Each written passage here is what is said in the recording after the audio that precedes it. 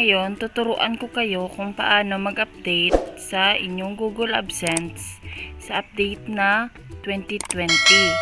So, watch this and enjoy the moment. Thank you.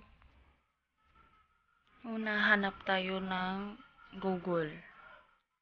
And then, sa Google, click mo yung desktop site.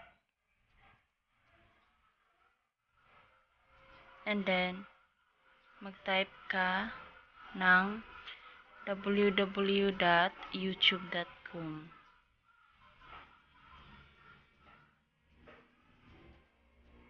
Yan. Enter mo na.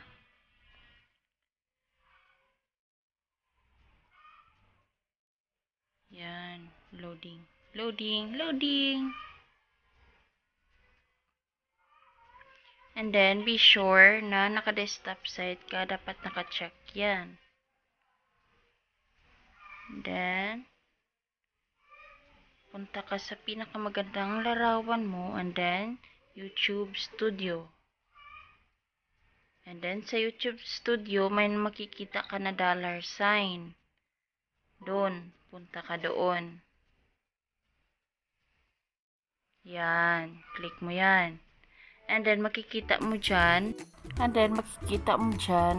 Yung number ng nag-subscribe sa'yo at saka yung watch.